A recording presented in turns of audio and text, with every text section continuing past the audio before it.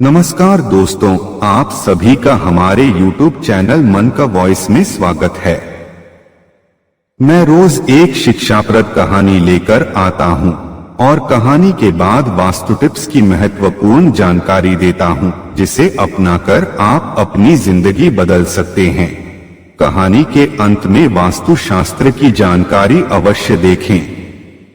बहुत पुराने समय की बात है। मगध में एक बहुत प्रतापी राजा राज्य करते थे। उनकी न्यायप्रिय और प्रजापालक की चर्चा अन्य राज्यों में हुआ करती थी। राजा में एक बहुत अद्भुत बात थी कि वह जंगल में भ्रमण के लिए जाता मगर किसी भी जीव का शिकार नहीं करता। वह जीवों के प्रति दया भाव रखता। वह प्रजा से अक्सर कहा करता, जीवों की हिंसा मत करो, वे भी भगवान के बनाए हुए हैं। सभी के पिता एकमात्र भगवान हैं। इस प्रकार जीव अपने कर्मों के अनुसार अलग अलग योनि में जन्म लेकर आए हैं, परंतु ध्यान से सोचो, अपना दिमाग दौड़ाओ तो वे सभी जीव हमारे भाई बंधु ही हैं। आत्म उनका वध करना कहीं से भी उचित नहीं है। एक दिन राजा जंगल में भ्रमण के लिए गया। वह जंगल के काफी अंदर चला गया और रास्ता भटक गया। राजा चूंकि अकेले गया था, उसके साथ कोई सैनिक नहीं गया था, इसलिए मार्ग बताने वाला भी उस जंगल में कोई नहीं था। शाम होने को आई थी। राजा भूख और प्यास से व्याकुल था। वह एक पेड़ के पास बैठकर विश्राम करने लगा। तभी राजा ने देखा कि एक बहुत सुंदर स्त्री चली आ रही है। राजा इतने घनघोर जंगल में अकेली औरत को देखकर अचंभित हुआ। उसके नजदीक आने पर उत्सुकता बस राजा उससे पूछा, देवी आप कौन हो और इस जंगल में क्या कर रही हो? वह बोली, मेरा घर इस जंगल में ही है, पास में ही है, मैं वही रहती हूँ। मैं कब से देख रही थी कि आप इधर उधर भ्रमण कर रहे हैं, शायद रास्ता भटक गए हैं। मैंने सोचा आपकी कुछ मदद कर दूं। आप सहर्ष मेरे छोटे से घर में चलिए और मेरे घर का शोभा बढ़ाइए। अब शाम हो गई है, चाह कर भी जंगल से बाहर नहीं जा सकते। आज रात मेरे घर पर ही विश्राम करिए। राजा को जैसे डूबते को सहारा मिल गया, वह सहर्ष तैयार हो गया और उस सुंदर स्त्री के साथ जाने को तैयार हो गया। बोला, देवी अवश्य आज आपके घर ही ठहरूंगा, चलिए चलते हैं। राजा जिस पेड़ के नीचे बैठा था, उस पेड़ पर एक बंदर बैठा था। वह राजा से बोला, राजा तुम्हें इस तरह बिना सोचे समझे किसी पर विश्वास नहीं करना चाहिए, खासकर मनुष्य जाति पर। आप जिस औरत के साथ जा रहे हैं वह औरत नहीं बल्कि एक धोखा है, आप उसके साथ मत जाइए। राजा बोला, अरे बानर राज, ये क्या कह रहे हैं? इस भोली भाली देवी पर क्यों वृथा क्रोधित हो मिथ्या भाषण दे रहे हैं? बानर बोला, महाराज मैं जो कह रहा हूँ वह सत्य कह रहा हूँ। मैं पहले आपको एक कहानी सुनाऊंगा, फिर उस औरत के विषय में बताऊंगा जिसको देखते ही आप मोहित हो गए हैं। बानर बोला, राजन, एक नगर में एक पंडित जी रहा करते थे। वह बहुत दरिद्र थे। उनका भोजन का खर्च अपने नगर से नहीं चल पाता था। एक दिन दूसरे नगर जाने के लिए निकले। रास्ते में एक जंगल पड़ा। जंगल में उन्हें एक कुंबा मिला।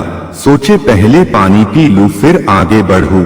उसने अपना लोटा डोरी कुंबा में डाला, मगर उसे एक सर्प ने पकड़ लिया और पंडित से जान बचाने की दुहाई देने लगा। पंडित जी बोले, तुम विषधर जीव हो, निकालते ही मुझे डंस लोगे, तुम्हारा क्या भरोसा? तब सर्प बोला, महाराज मैं मनुष्य नहीं हूँ, मैं सर्प हूँ। मैं सिर्फ उन्हीं लोगों को काटता हूँ जो मेरा नुकसान करना चाहते हैं, और आप तो मेरे जीवनदाता है, मैं आपको नहीं काटूंगा, कृपया मुझे बाहर निकालिए। पंडित जी ने उसे बाहर निकाला तो वह पंडित जी को धन्य ब्याज दिया और एक जड़ी दिया जो दिव्य जड़ी थी। कितना भी खतरनाक सर्प ने काटा हो, आदमी महीने भर से मरा पड़ा हो, जड़ी सूंघाते ही उठ बैठेगा। सर्प ने कहा, इसे बहुत संभाल कर रखना, आगे चलकर यह जड़ी आपके बहुत काम आएगी। सर्प वहां से चला गया। पंडित जी ने पुनः लोटा डोरी कुंबे में डाला तो उसे एक बंदर ने पकड़ लिया।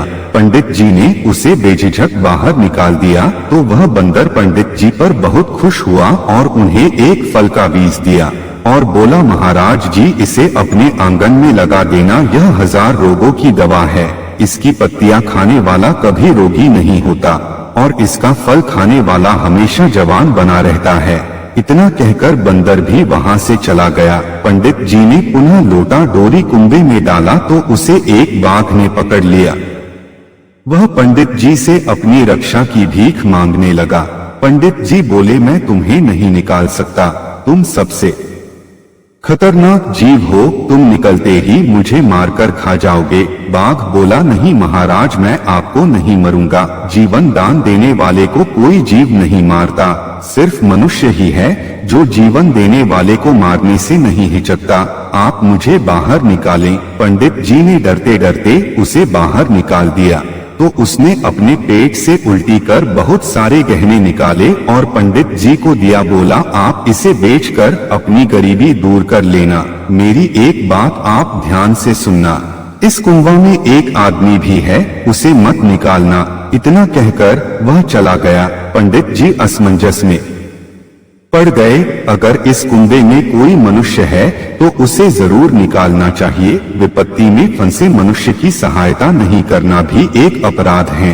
पंडित जी लोटा डोरी पुनः कुंबे में डाल दिया। इस बार उस आदमी ने उसे पकड़ लिया जिसे बाघ ने निकालने से मना किया था।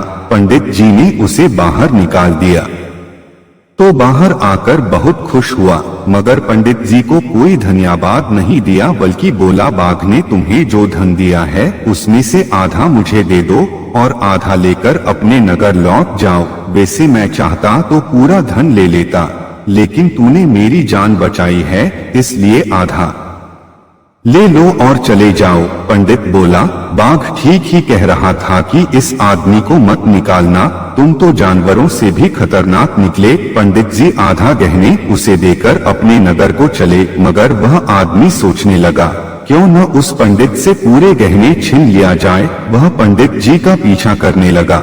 वह उनका रास्ता रोक बोला, अब मेरा विचार बदल गया है, अब मुझे पूरे गहने दे दो। आखिर कुछ देर अपने रख लिए हो, उसी से खुश हो लेना कि कभी मेरे पास भी गहने थे।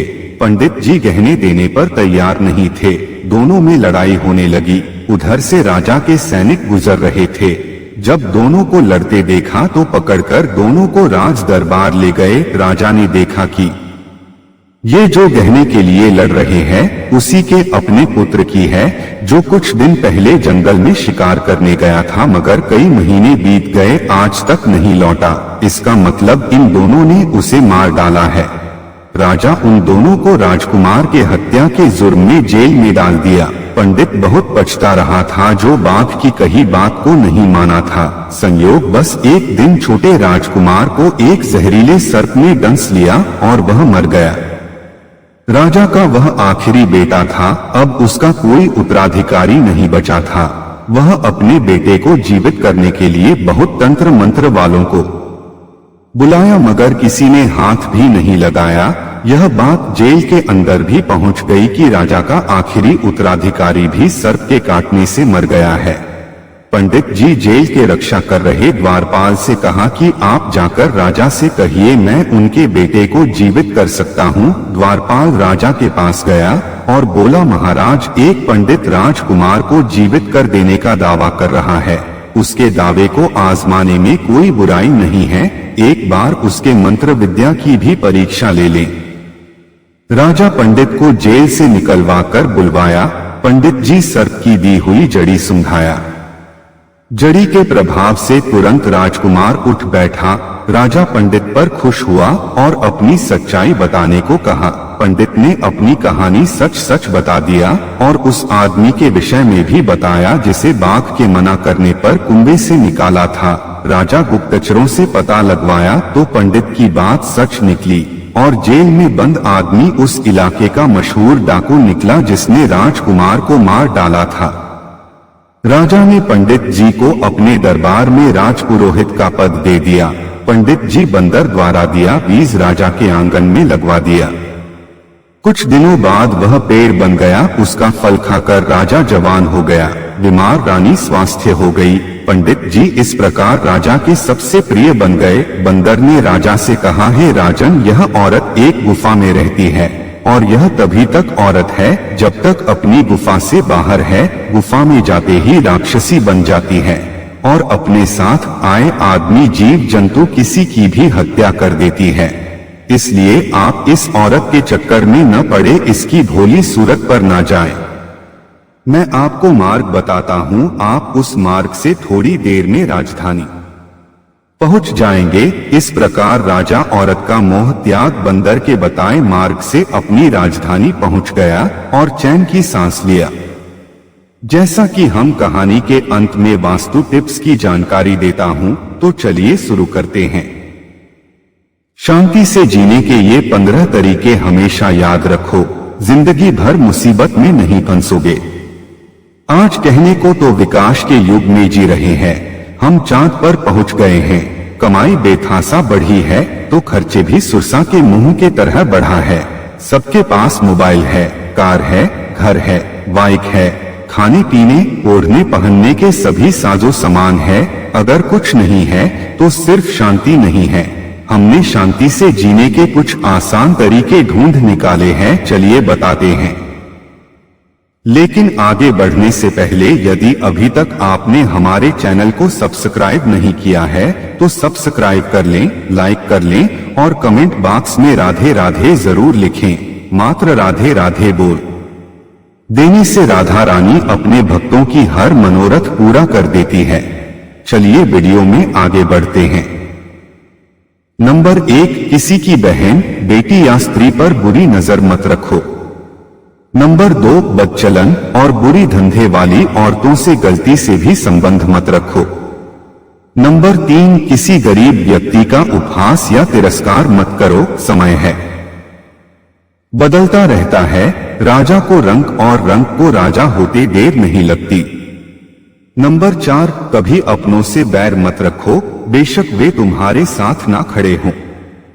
नंबर 5, बहुत अमीर आदमी से मित्रता मत रखो, नाराज हुआ तो औकात दिखा देगा। नंबर 6, बुरे वक्त में साथ देने वाले मित्र से कोई भेद मत रखो। नंबर 7, अपने रिश्तेदारों से कभी पैसे का लेन देन मत रखो। नंबर 8, किसी भी हाल में किसी का एहसान मत लो। नंबर 9, माता पिता से कभी पैसे का या धन का हिसाब मत रखो। नंबर 10, किसी की सुंदर पत्नी या धन देखकर मन ही मन जलते मत रहो। नंबर 11, अपने धन, कमाई और पत्नी में ही संतुष्ट रहना सीखो। नंबर 12, किसी नशेड़ी रिश्तेदार, मित्र या पड़ोसी के कहने मात्र से नशा, दारू का सेवन मत करो, क्योंकि वो तुम्हारे कहने से दारू नहीं छोड़ सकते। तुम तो विवेकवान हो, उनके कहने से दारू कैसे पी सकते हो। नंबर 13, भरोसा अपने आप पर रखो, दूसरे पर भरोसा करने वाले अक्सर धोखा खा जाते हैं। नंबर 14, किसी के सलाह पर मत चला करो, वही करो जो तुम्हें अच्छा लगे, तुम्हारे पत्नी को अच्छा लगे, माता पिता को अच्छा लगे, जिससे परिवार में और समाज में इज्जत बढ़े, सम्मान मिले। नंबर 15, कभी भी बुरे लोगों से दोस्ती मत रखो, अपने घर पर मत बुलाओ। बुरे लोग गोबर की तरह होते हैं, जहां गिरेंगे वहां से कुछ लेकर ही उठेंगे, जैसे गोबर धूल मिट्टी लेकर ही उठता है। अगर आपको हमारी वीडियो अच्छी लगी हो तो हमारे चैनल को सब्सक्राइब करें, लाइक करें और कमेंट बॉक्स में राधे राधे जरूर लिखें। मात्र राधे राधे बोल देने से राधा रानी अपने भक्तों की हर मनोरथ पूरा कर देती है। आपसे पुनः मिलते हैं एक नई वीडियो के साथ, तब तक के लिए आपको और आपके पूरे परिवार को राधे राधे।